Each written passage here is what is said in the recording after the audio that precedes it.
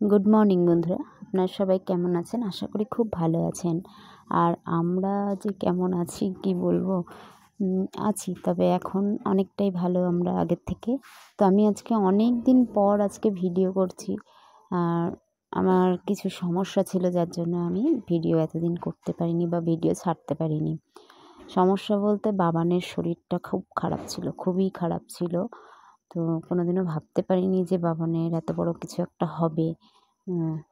কল্পনার বাইরে আমার একটা এটা এত বড় ঘটনা ঘটবে আমি কল্পনাই করতে পারিনি। তো যাই হোক, ঈশ্বরের কৃপায় এখন সব ঠিক হয়ে গেছে, আস্তে আস্তে ঠিক হচ্ছে। আশা করছি খুব তাড়াতাড়ি সব ভালোই হয়ে যাবে আর কি। তো বাবানকে যেমন সকালে ড্রপ দিয়ে দিলাম চোখে, আর ওষুধ খাওয়ালাম।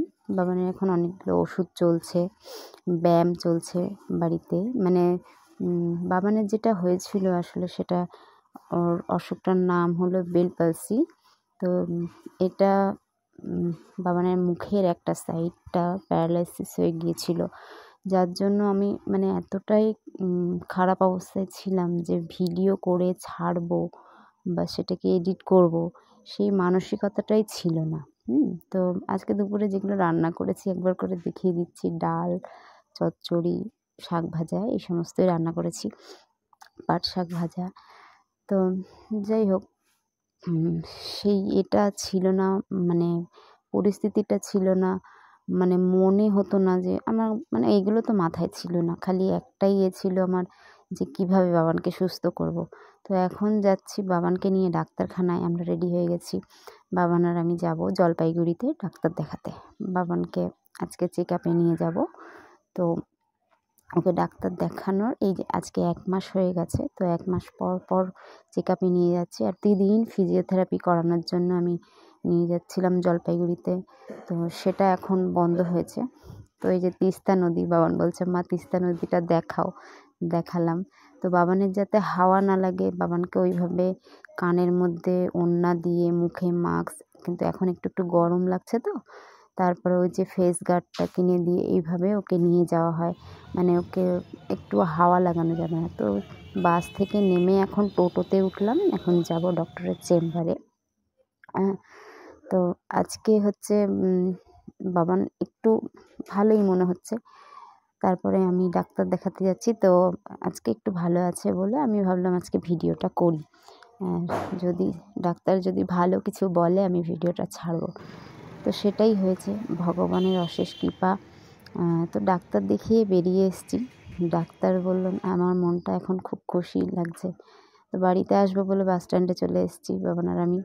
তো সেল টেল চলছিল, দেখলাম। তারপরে বাবান বায়না করলো যে কুরকুরে কিনে দাও মা একটা, তুমি তো এতদিন ধরে আসছো, আমাকে কিচ্ছু কিনে দাও না। দিইনি সত্যি সত্যি এতদিন। তো আজকে বায়না করলো মা লেজ কিনে দাও, খাবো। আজকে তো ডক্টর বলেছে আমি ভালো হয়ে যাচ্ছি, তো আমাকে দাও। তো দিলাম একটা। আর দোকানদার দিদাটা আমাকে বলছে ভিডিও করছো, হাসছে আবার। আমি বললাম হ্যাঁ আমি ভিডিও করি। বলছে ও আচ্ছা, গল্প করলো। তো ময়নাগুড়িতে চলে এসে দেখুন কেমন ঝড় বৃষ্টিতে আটকে পড়েছি। যাই হোক, বাবান এখন ভালো আছে। ডাক্তারবাবু বললেন সময়ের অনেক আগেই ও সুস্থ হয়ে যাচ্ছে আস্তে আস্তে। বৃষ্টিতে এখানে আমি দাঁড়িয়েই পড়েছি, আমিও বাস থেকে নামলাম আমরা, আর বড় বড় পাথর পড়ছে, সে বৃষ্টি পড়ছে, ওই জন্য একটা দোকানে দাঁড়িয়ে পড়লাম। বাড়িতে এখন যেতেই পারছি না। এই যে বাবানে একটু ঠান্ডা ঠান্ডা হাওয়া দিচ্ছে, বাবানকে কোনো মতে ঠান্ডা লাগানো যাবে না, যার জন্য ওকে এখন বাজে 7:54। আমার কথা শোনা যাচ্ছে কিনা তাও জানি না, এদিকটা অন্ধকার হচ্ছে। 7:54, আমি বাড়ি এসেছি 7:30। কোনো টোটো পাচ্ছিলাম না। বাবারে বিশাল জোরে জোরে শিল পড়ছে, সেই এইরকম বড় বড়, এত বড় বড় শিল। এই বড় বড়টা খুব কম, বড় বড় শিল পড়ছে বাইরে, খুব শিল পড়ছে, দুমদাম শব্দ হচ্ছে কিন্তু টিনে। বাবা, সেদিনকে ঝড় হয়েছে, আমাদের টিন ফুটো হয়ে গেছে। আজকেও মনে হচ্ছে টিন ফুটো হয়ে গেছে, টিনটা পাল্টানো হয়েছে 2-3 দিন আগে। তো আজকেও মনে হচ্ছে টিন ফুটো হয়ে যাবে, যে হারে শিল পড়ছে। হ্যাঁ, তো যাই হোক, একটুখানি গ্যাপ দিয়েছিল বৃষ্টিটা। একটা ভাইকে কোনো রকমে বলে খুব জোর করে এসছি এই পর্যন্ত বাড়িতে, তখন একটু কমেছিল বৃষ্টিটা, বা শিল পড়াটাও একটু কমেছিল।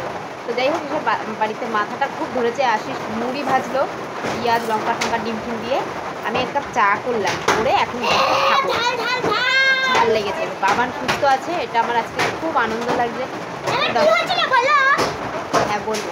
তো ডক্টর হচ্ছে বললেন যে ভালো আছে, ও খুব তাড়াতাড়ি হচ্ছে সেরে গেছে। এত তাড়াতাড়ি সাধারণত সারে না এত তাড়াতাড়ি। তো ডক্টর বললেন আর মুড়ি নিয়ে এসেছি যে এটা বিস্কুট দিয়ে, এটা এখন খাবো। খিদেও পেয়েছে আমার খুব জোরে, আর মাথাটাও ব্যথা করছে, আর বাইরে কি হারে শিল পড়ছে একদম।